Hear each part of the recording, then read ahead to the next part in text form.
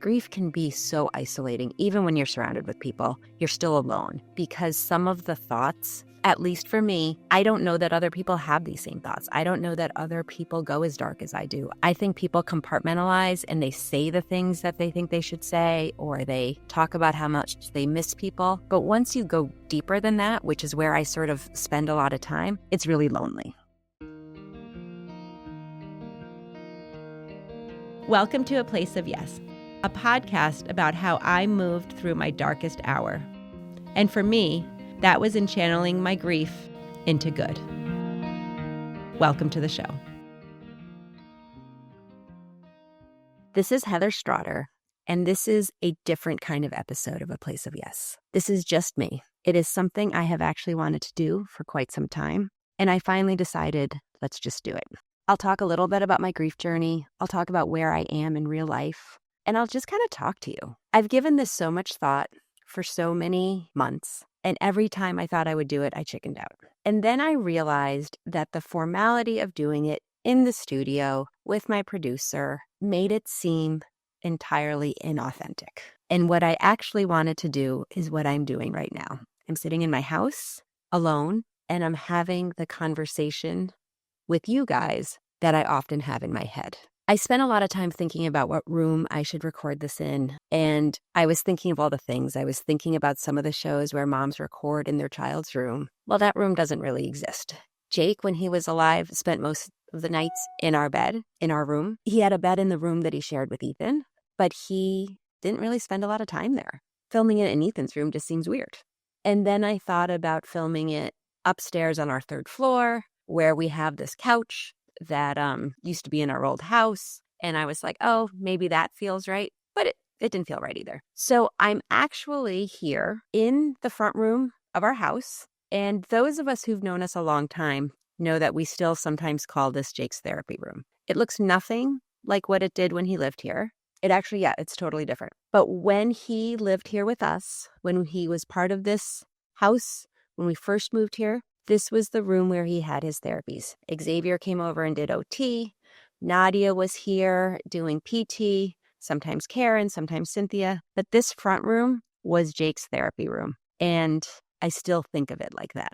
So that's why I'm sitting here. It's also the room that I remember so vividly, like it was yesterday, that when we came back from the hospital after Jake died, I remember standing in this room and screaming.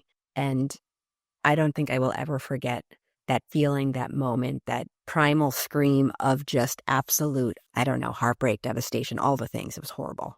And that was also in this room. I am sitting in a room that I feel so connected to Jake in. I feel a spirit here all the time. I think it's a room that I come to when I want to feel him close, when I talk out loud, and when I just overall think of this house and think of him. This is where he had the most time, I think, where he was working hard, where he was kind of in this space. And there's no other room in this house that I think of as profoundly connected to Jake. So here I am. I sound a little crazy when I talk about it because Jake has been gone for so long and he lived here a really short time. But this house is Jake's house. It is all of our homes, but it is also Jake's home. I've said this before, and I don't always know if people think I'm serious or not, but this house will always be part of our family. I don't know that I'm always going to want Saratoga Springs to be my full-time home. In fact, I'm fairly certain I don't. But this home will always be part of our family. I don't know that I will ever be able to let go of this. I have let go of cars that he was in. I have let go of other pieces that were so connected to Jake, but I don't think I can ever let go of this house.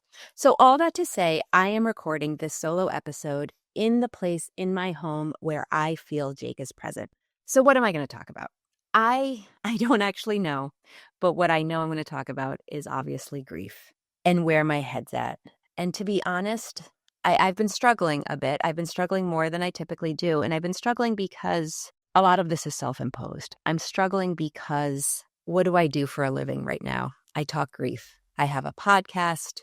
I have an organization that would not exist had my son not died. I write about grief. I meet people. I read books. I am so immersed in this right now, more so than I have been, I think, probably since the beginning. I've read more books about grief in the last year than I have probably in the previous 10 years.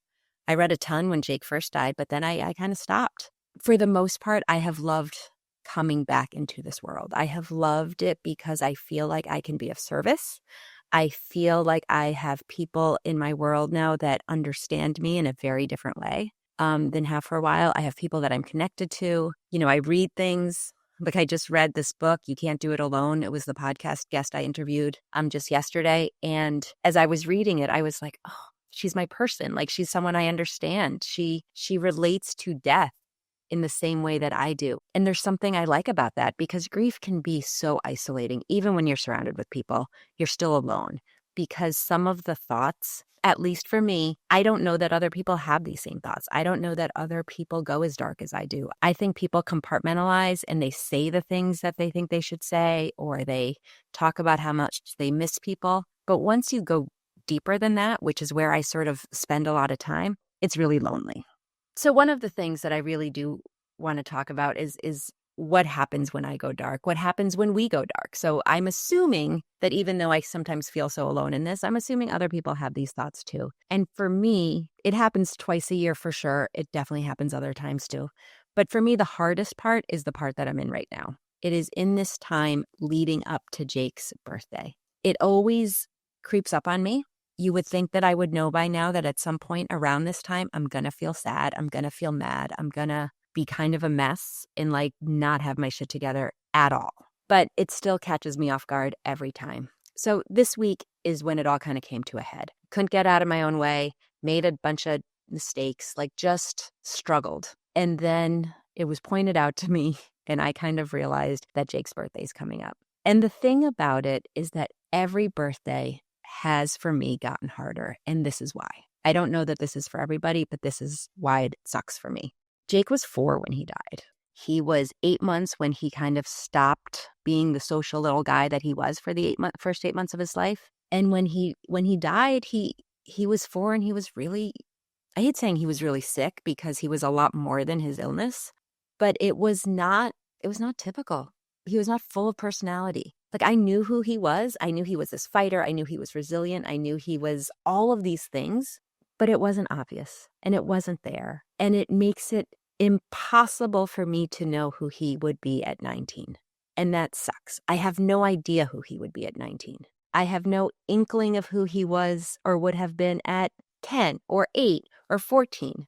And that is just this really sad feeling for me because I feel like you're supposed to know who your kids are. And I just don't. Like, would he be like Tessa, like Jeff and Heath's daughter, who's, 21 right now, full of personality, sick and struggling and seizures and all this shit? But you know who she is. Would she be like Milana? I see so much of Jake and Milana. And I go hot and cold and I feel bad because I feel like sometimes I ghost them because I'm like, no, I'm coming over.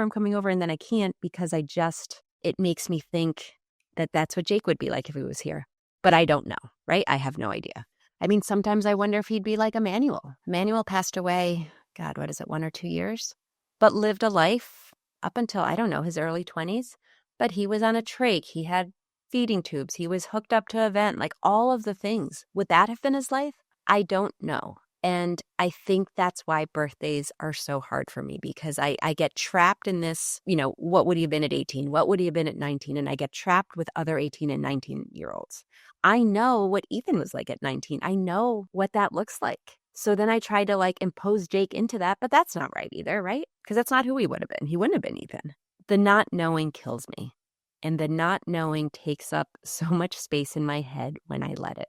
That kind of leads me to my next topic, which is the topic of grief and darkness. Society puts this on us, right? Society thinks that you are going to grieve and you are going to move on and that you're going to get over it and that you are going to miss your people, but that life will go on. And there's a huge part of me that in some ways agrees with that, right? Mind over matter, one foot in front of the other.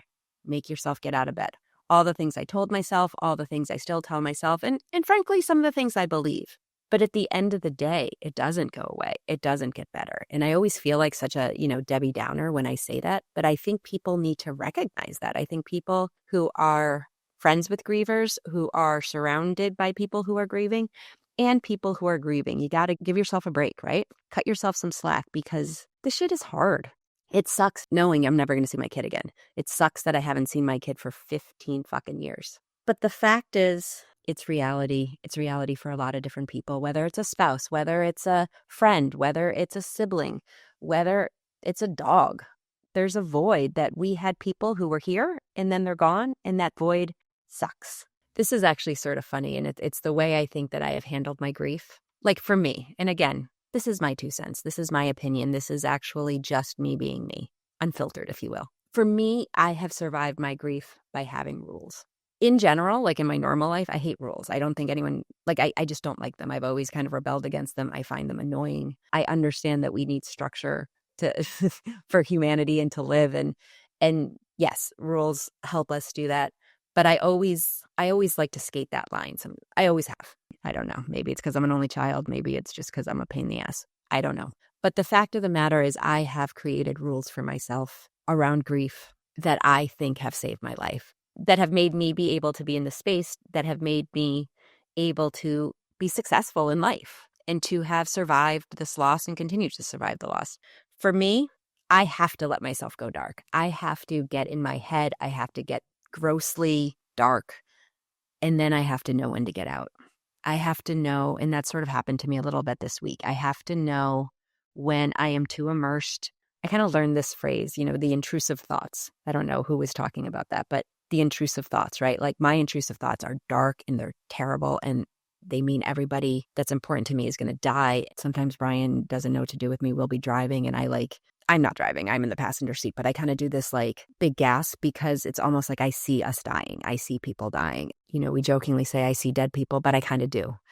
And when that gets out of whack for me, I can't breathe. I can't live. I can't be, I'm just too much in my head. And for me, I have to recognize that and I have to know what I need to do to get out of it. I have to give myself the time alone to kind of work through it. And I have to not allow myself to be alone all the time and force myself into normal life things because my dark is dark. So the rules help me know when it's time to get out. And I think for some people do that through therapy. Some people do that, I think, with medication. Some people don't have such higher highs and lows, right? Like some people are just, I think, more even.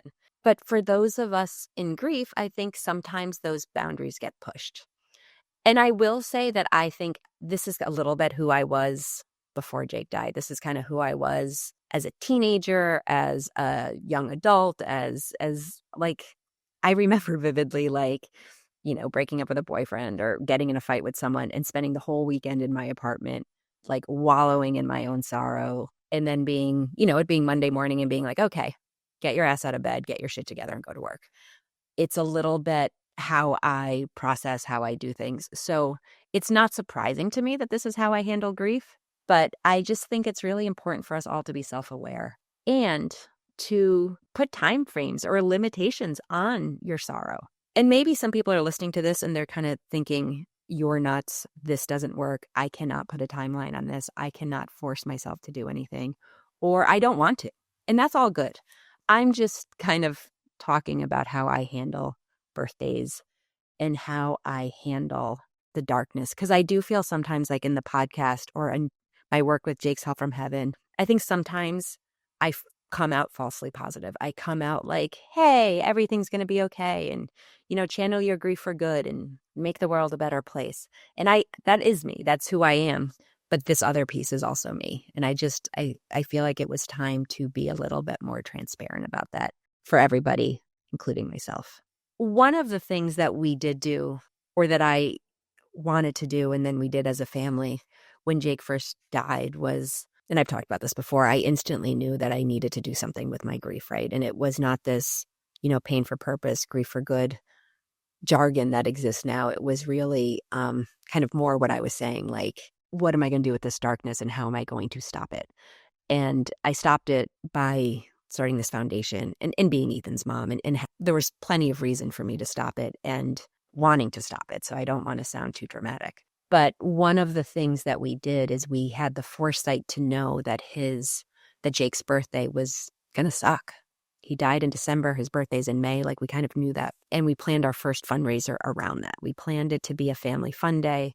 And we planned it at the bowling alley because it was one of the few places that, again, whether I made this up as truth or it was truth, in my mind, when we went to the bowling alley with Jake, he had a good time. There were lights, there was stuff. He would sit in his chair, and obviously he could not bowl. He could not participate. Like, we didn't even do any of the adaptive bowling things they do now. He literally sat in his chair and we would talk to him, but he would just sit there and watch. So in my mind, it was a family activity. So that's what we did. And honestly, last year we went bowling, the four of us. It was me, Brian, Ethan, and Leah. I don't know what we're going to do this year. I know we're going up to see Ethan in Syracuse, and Leah's running in a track meet, and we're going to do something together. And maybe it'll be at a bowling alley. Maybe it'll be having margaritas. But for us, celebrating the birthday, cheersing Jake, having a cake has been something that has helped. We also, and we did not do this last year, and I'm not even sure if we did it the year before, to be honest. But one of the other things we did at a certain point was we would get like a family gift. Like, I think we got a Wii, or we got Ethan, whatever, a PlayStation, or, something like that. Something that like we would do. One year, I think we got the basketball hoop for outside.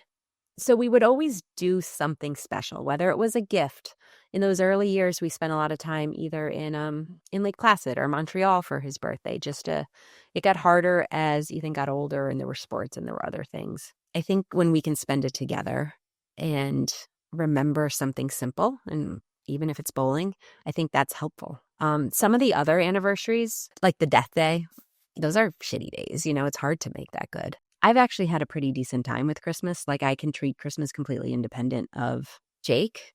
So some holidays for me aren't wrapped up in sadness. I can say Mother's Day sucks. I hate Mother's Day.